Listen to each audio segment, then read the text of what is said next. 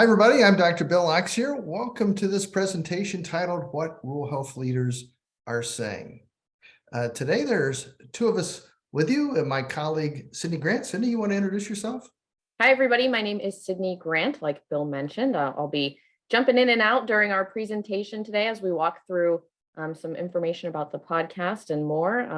I've been working with Dr. Bill Auxier here for just about 5 years now, as we've come to find out, working through all these projects together. And I co-host our podcast, Rural Health Leadership Radio. I started out as an intern when I was a graduate student getting my master's in healthcare administration, and met Bill, who was needing an intern for the podcast, and very full circle, here I am as a co-host now. So pleased to be here to be chatting with everyone today, and I'll turn it back over to you, Bill.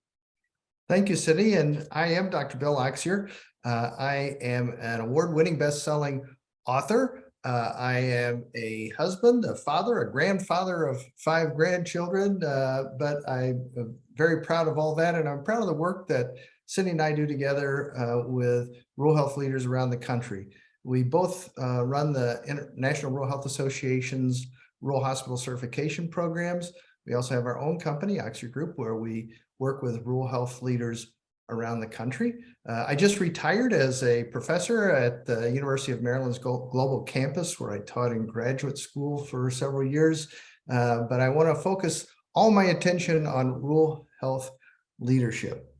And so one of the hats that Sydney and I both wear is with our podcast, Rural Health Leadership Radio. That's an altruistic endeavor that we embark on to help rural health leaders connect around the country, around the world, actually. So that's what we want to talk about today, what rural health leaders are saying. So what we want to talk about is why we created the podcast Rural Health Leadership Radio. What's Rural Health Leadership Radio all about? And why are we still going after all this time? So hopefully that'll provide some good information for all of you to be the tide that rises all ships in rural healthcare leadership. So why was Rural Health Leadership Radio, the podcast, started?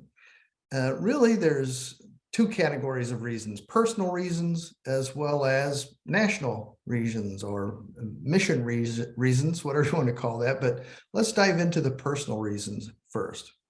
So I'm a country boy at heart.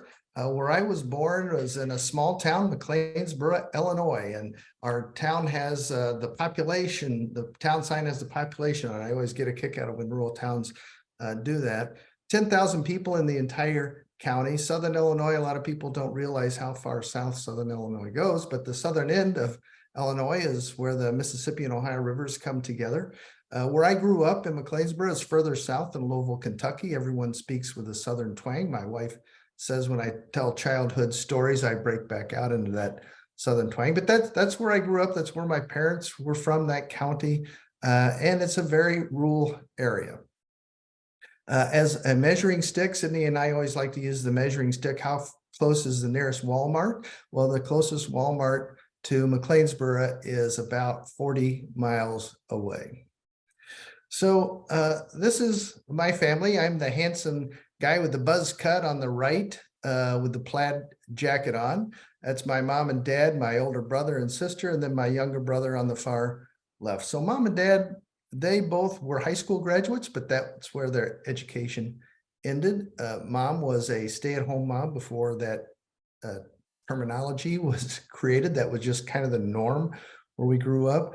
My dad was bivocational. He was a Southern Baptist minister, as well as an employee of Standard Oil, where he delivered petroleum products to farmers in the community. He had been a farmer prior to taking that job. And so the way we grew up in that little town, McLeansboro, we had a little local hospital there. And so the first time my little brother got stung by a bee, we didn't realize that he was allergic to bee stings. He was. When he started swelling up, mom threw him into the car, ran him out to the emergency room of that little hospital.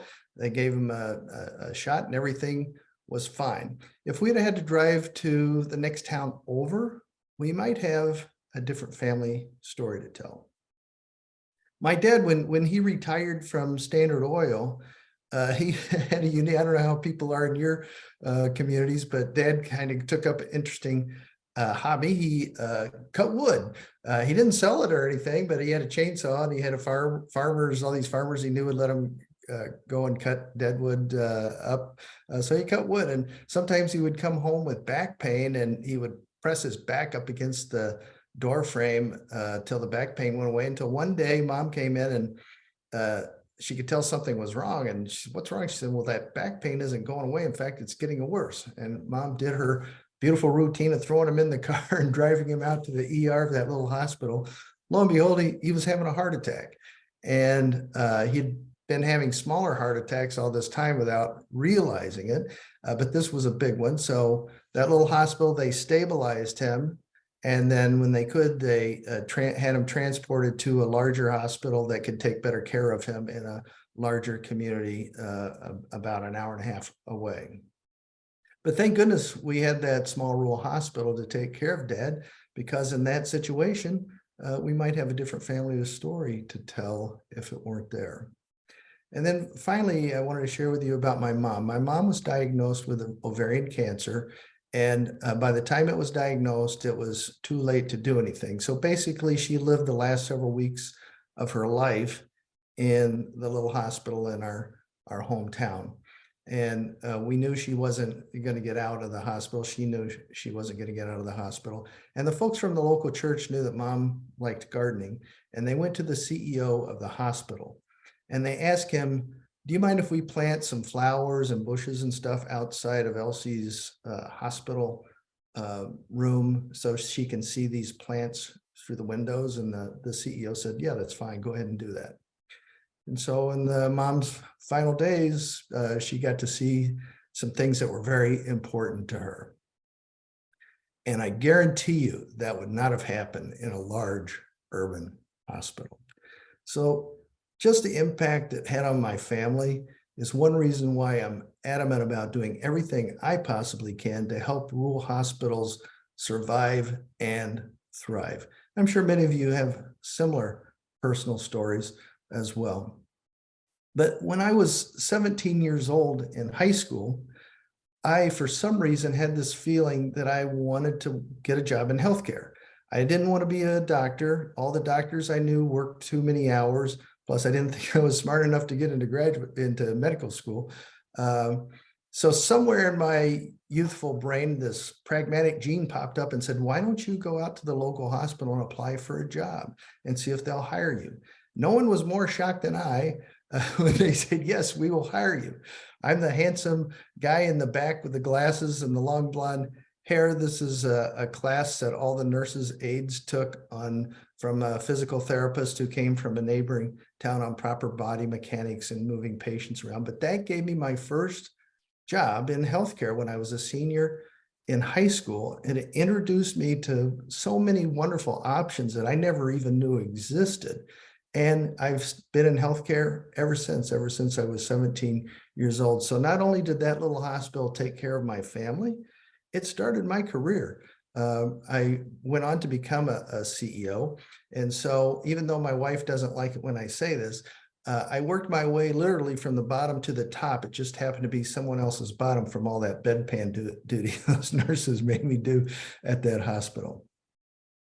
The other thing that caused me to be so passionate about rural healthcare is that over half of our veterans live in rural areas. This is a picture of my maternal grandfather, who was a veteran of World War I. He fought in no man's land in France. This is a picture of my dad in his uniform. He was a World War II veteran who fought in the Pacific. And this is the only picture I could find of my older brother in his uniform. And this is when he was in the Navy serving during the Vietnam conflict. So many of our family members are veterans. There's so many veterans that live in rural America. And I feel like we have an obligation to take care of those veterans by serving them the way they deserve to be served in rural America. So those are my personal reasons. Again, like I said, I'm sure you all have personal reasons that you care about rural healthcare, but from a national perspective, it's important to share best practices And the reason it is so important to share best practices or bright spots or success stories or lessons learned, all that sort of thing, is because, hey, we're having some issues in rural healthcare. Unless you've been living under a rock somewhere, there's been a lot of rural hospitals that have closed. There's a lot of rural hospitals that are at risk of closing. There's a lot of rural hospitals at high risk of turning. And hospital CEO turnover rates are just, they lead all industries. And when the hospital CEO turns over, it has many implications on the effectiveness of that facility. So some important aspects of issues that Cindy and I are trying to address, as well as many others as well. And that's part of why we created the podcast, Rural Health Leadership Radio. So let's talk about what is Rural Health Leadership Radio. Well, let's go back to the very beginning, right? Okay.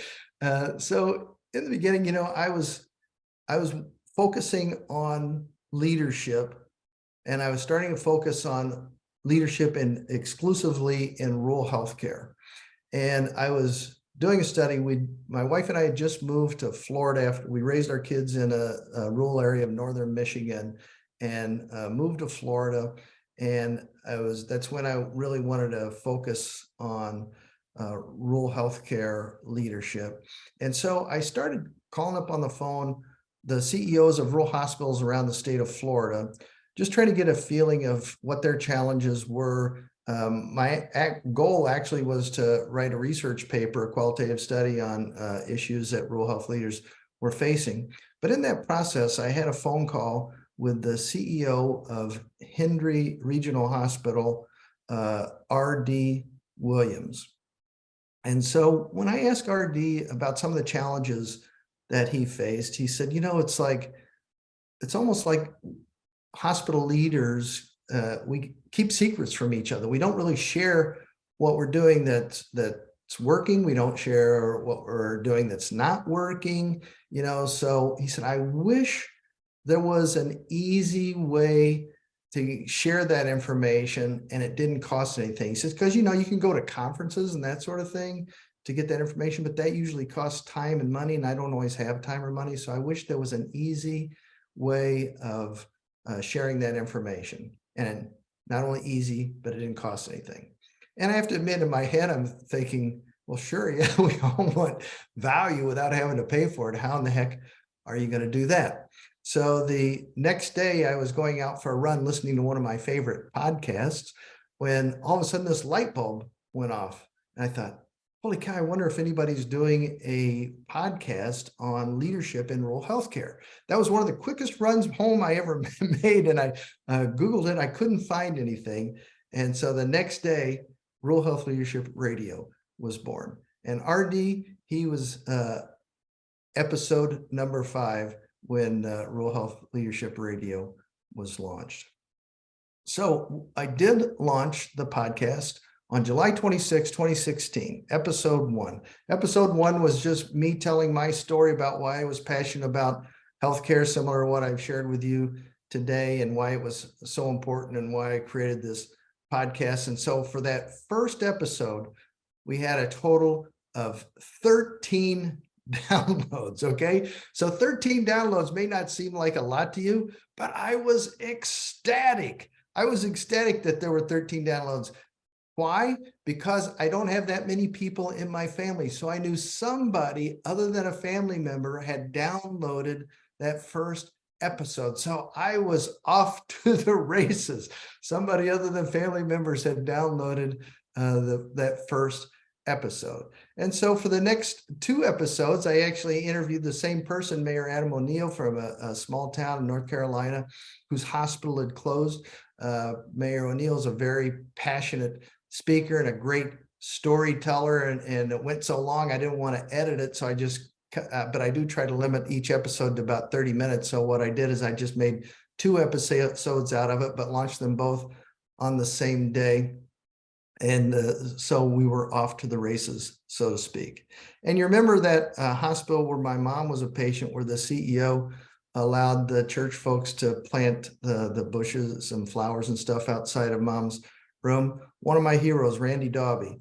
He's moved on. He's the CEO of a different hospital now, but I always love sharing Randy's kindness and compassion as a rural hospital CEO, and he was a guest for episode 48 once the podcast got up and running.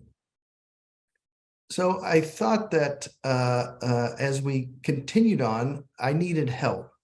So in February of 2018, that's when I met Sydney. As she said at the outset, she was an MHA student at USF. So Sydney, what appealed to you about the internship?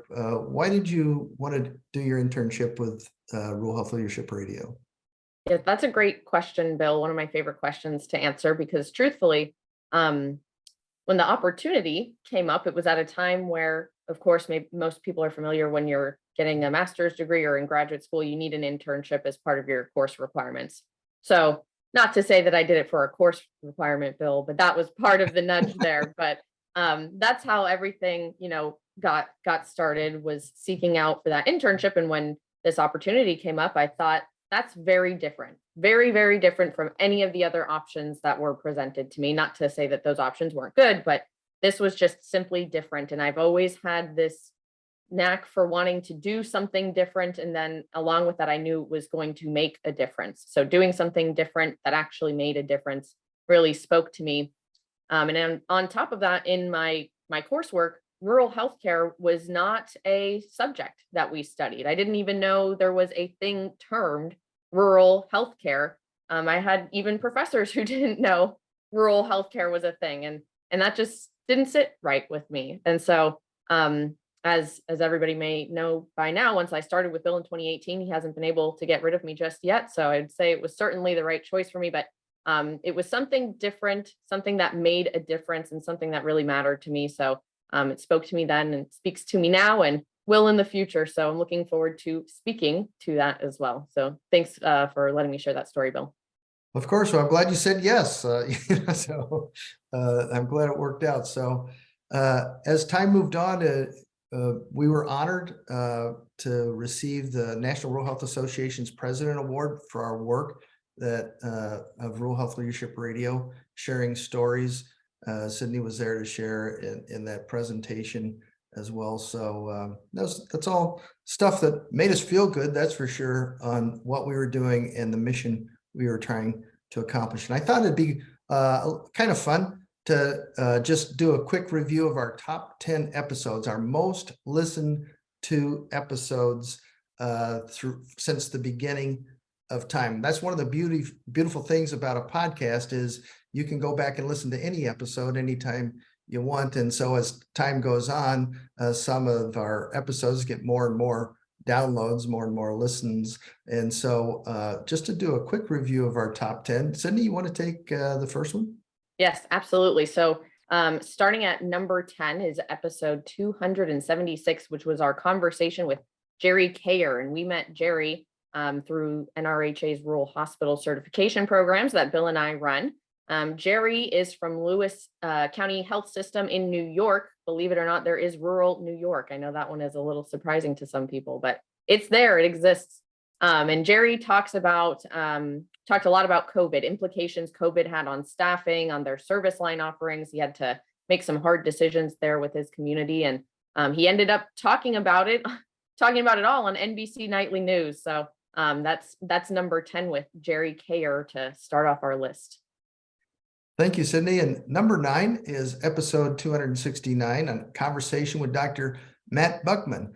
And so Dr. Buckman is a child psychologist working in Southern Illinois. In fact, the town that he's in is just 20 to 30 miles from my hometown that I grew up in, McLeansboro.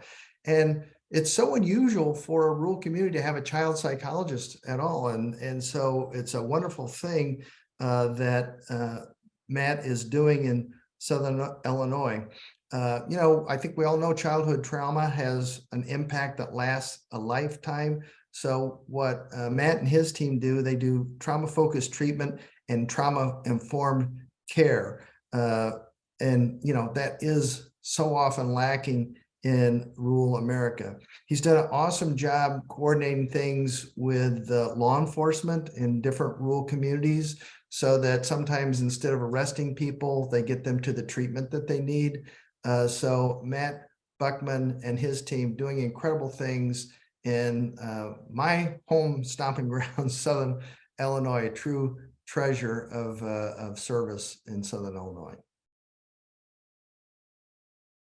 All right, number 8 on our list is episode 267, which was a conversation with Brittany Ohnke. Brittany is another one that Bill and I know from the certification programs that we put on. And Brittany is the CEO of Hanover Hospital in Hanover, Kansas. And so Brittany tells her story of how she became the CEO of that hospital, all the barriers and trials and tribulations she overcame to find herself in that role. And she also tells the story of how she kept the doors open for her facility. So major turnaround that she did there with her facility to keep the doors open, to keep her community to have access to care, something that's always a topic of conversation in rural. So that was number 8 with Brittany Ohnke. Yes, Brittany's doing a great job. Yes. So moving on to number 7 was episode 263, a conversation with Bob Milvet. And Bob is the CEO of Grant Memorial Hospital in Petersburg, West Virginia. And during this episode, Bob talks about how he led the development of a cancer center in his community. And so, as we know, cancer care can be hard to come by in rural areas, and it certainly makes a world of a difference when it is available locally. It changes the game for a lot of patients and families and people that are going through those sorts of illnesses. And so he talks about some other renovation projects done to improve access to care in his 5-county service area. So some interesting stories that Bob shared with us on the podcast too. Number 6 on our list here is episode 282, which is a conversation with Ted Rogalski. And so Ted is talking about culture and relationships, something that Bill and I love to talk about all the time. So Ted is talking about fostering that culture of connection that Bill and I are mentioning all the time on our podcast, and how, you know, that culture can foster strong relationships. But ultimately, he's talking about how this all results in the ability to maximize outcomes and organizational effectiveness in rural communities, even with limited resources. He talks about leveraging what is available to help kind of maximize those outcomes and get some better effectiveness in rural communities. So that was number 6 on our list. Yes, Ted's doing a great job at his rural hospital in Illinois. Episode number 5, the 5th most listened to episode number 275, is a conversation with Erica Johnson Lockett. Erica is the chief nursing officer at the hospital in her hometown in a rural community in Tennessee. Erica had moved away from home and worked in various parts of the country as a nurse, getting lots of different experiences, but she always promised the elders of her community that she would come back home someday. And so the homegrown kid is now the chief nursing officer in the hospital there. And in this episode of Rural Health Leadership Radio, Erica was right at the height of the COVID pandemic, and she was sharing some of the best practices and some of the lessons learned that they were learning on the spot, dealing with COVID in her rural community. The 4th most listened to episode is episode 261, a conversation with Ellen Kate Booth. So one of the things that Rural Health Leadership Radio tries to do is encourage young people to pursue careers in healthcare, particularly rural healthcare. So Ellen Kate Booth submitted an essay in an attempt to win a scholarship that Rural Health Leadership Radio was offering, and she did. She won.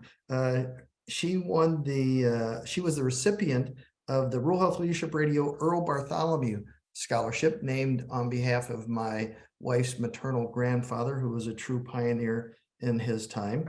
So Ellen Kate, she graduated from Minden High School in Minden, Louisiana, and she was going to college that fall at Northwestern State University to pursue a degree in nursing and pledged to return to rural Louisiana to take care of the folks in her rural community. She's proud that she was an active member of her youth group at her church, and she loves to read and be outdoors. But we were delighted to have Ellen Kate as a guest to share her story as she went on to pursue her degree in nursing. Yeah, that was a great conversation, and it was pretty cool that we were connected with Ellen Kate in more ways than we thought, because her aunt, I believe, was also in our certification programs, and they didn't Yes. even know that the two knew us at all, or any connection like that. So pretty cool, and I think that's an awesome story. So we'll move on to number 3 on our list here of most listened to episodes, with episode 266, a conversation with Dr. Whitney Zand. This is a great conversation, and Dr. Zand is from the Department of Health Management and Policy at the University of Iowa.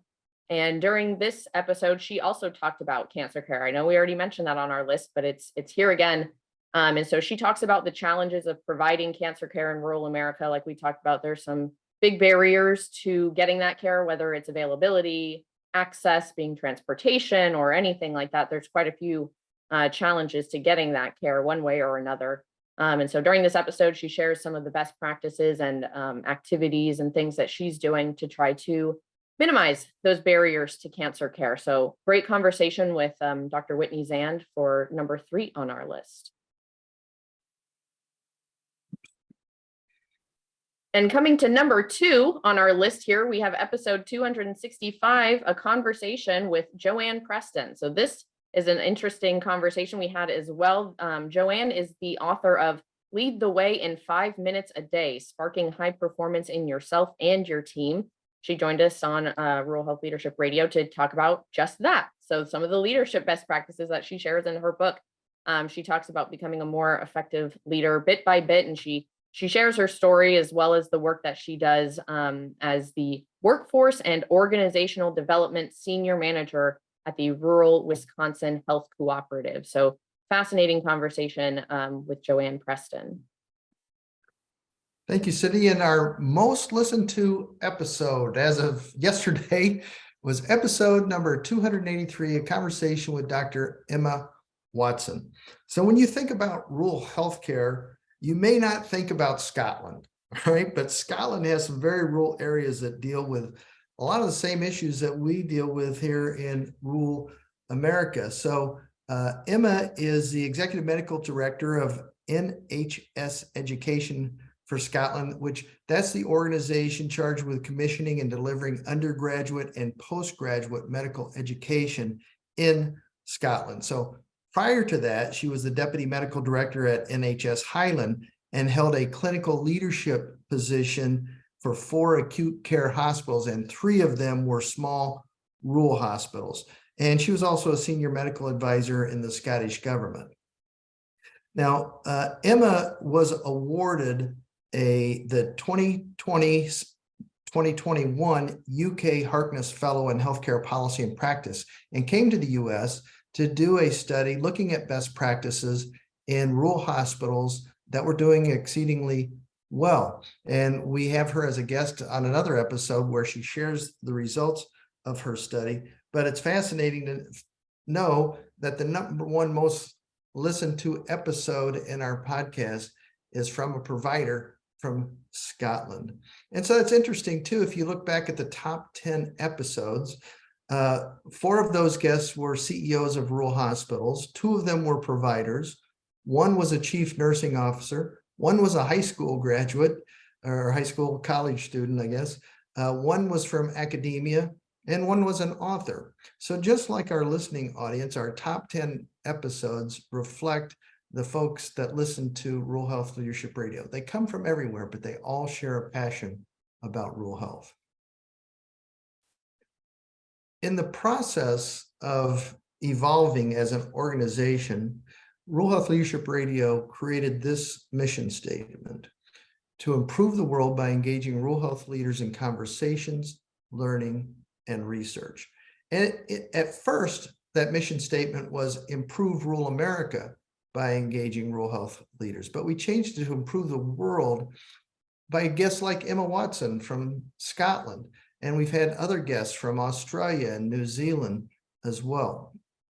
In fact, we've had a lot of interesting guests on our podcast, including episode 292 on March 29th, 2022. What's significant about that episode, Sydney? I don't know, Bill. It may have been a very full circle moment for us, perhaps. Yes. So that's when Sydney decided to step out from behind the curtain, from the production side of things, to step up to the microphone to co-host the podcast with me. So anything you want to share with the audience about that experience, Sydney? It's just been wonderful being on the microphone side of things. The conversations we have are so fascinating, and I know you and I talk about this all the time, but I'm a transplant, so to speak. I'm not a rural. I didn't grow up in rural, but I certainly have rural in my heart. And the conversations we have with all of these leaders, such diverse leaders, really allows me to immerse myself in their world and understand better the situations that are going on, the challenges, what we can do, and how we can connect people and provide, more opportunities like the ones we're able to provide now to connect people. So it's been a pleasure being on the microphone side of things, and this certainly won't be the last time you hear my voice. So no, it's great having you there, but it is a little scary sometimes when we're on the same page so many times. yes. So over the years, since we started back in 2016, there's been over 130,000 downloads in 93 different countries. That just shocks me, I have to admit. Of course, the bulk of them is the United States. There's no getting around that. But 93 different countries have downloaded an episode or more of Rural Health Leadership Radio. We've also hosted and produced other podcasts, not just Rural Health Leadership Radio. We've also been guests on other podcasts. Both myself and Sydney have been guests on other podcasts. I've included a couple of the podcasts that I've appeared on. So, we're trying to, not just do our own thing at Rural Health Leadership Radio. We're trying to help others as well as they share the word about rural healthcare. We've also helped inspire and mentor other podcasters focused on rural healthcare. And we also have formed a 501c3 nonprofit under the name Rural Health Leadership Radio. And that's where we can live our mission statement of improving the world by engaging rural health leaders in conversations, learning, and research. And the podcast helps fulfill a big chunk of that mission statement. We've given out 8 scholarships to high school seniors, just like Ellen Kate that we shared with you as one of our top 10 episodes. 2 books have come from Rural Health Leadership Radio, one by yours truly, titled What Rural Health Leaders Are Saying. And then we got real creative and did a second book called What Rural Health Leaders Are Saying, Volume 2, which Sydney co-wrote with me based on episodes from the podcast. Our most recent intern helped us with a study looking at rural hospital CEO turnover. So looking specifically at rural hospitals and what the CEO turnover rates have been like the last few years. And we've had a total of 4 interns, counting Sydney. So 3 have followed in Sydney's footsteps. So we're trying to make an impact in many, many ways, not just as a podcast. So there's been quite a bit of time go by, and Rural Health Leadership is still on the air. Why? Well, one of the reasons why is everybody's heard about the Great Resignation, and staffing issues are one of the most common challenges talked about in rural health today. And I refer to that as the Great Disconnection, because I feel like COVID threw gasoline on a fire that was already there about how people feel disconnected, especially in the workplace. And to explain what I mean, I have a quick video I want to share with you. Melchuk is the one leading.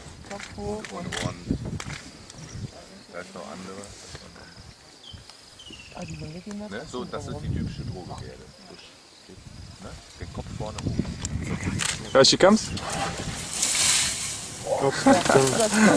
Straight through the tree. Tree just went. Der dann ganz gut, wenn sie das zu unserem Auto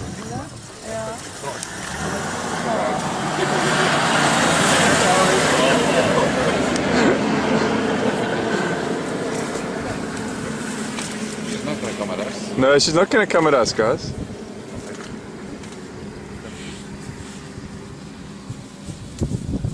Amazing how they stick together as a group, and the matriarch leading in the front, the little calves in the middle. Look at the tiny one all huddled up there, All protected. all protected. So the one thing that's interesting about that video is that the larger elephants surrounded the baby elephants and the elderly elephants. They have this herd mentality. And there's been a lot of research comparing human behavior to human behavior. And the last thing you want to do is be the baby elephant that gets separated from the herd, because what's going to happen? A lion or a tiger or a wild dog, something is going to eat you. And so people have a fear of separation. They don't want to feel separated, but yet that is a common issue we deal with in rural America all the time. People feeling isolated, people feeling disconnected. Everyone wants to be part of the herd. That's what we need. That's what we love. And in fact, the Surgeon General just issued an advisory talking about the epidemic of isolation and loneliness occurring across our country today. And man, I think that that's even more present in rural America. So we're trying to make a small dent of helping people feel connected, not isolated, by sharing best practices, by sharing success stories, by sharing what's working, what's not working in rural health, to help create at least at some level of connection between those people living and working in rural America. It helps us live our mission statement that R.D. Williams planted in the beginning of sharing information with each other about what's working and what's not working in rural America. That is our mission, and we want to continue pursuing that mission as we continue our podcast, Rural Health Leadership Radio, and all the efforts housed within the organization called Rural Health Leadership Radio. So that's what we wanted to present. Thank you so much for your engagement.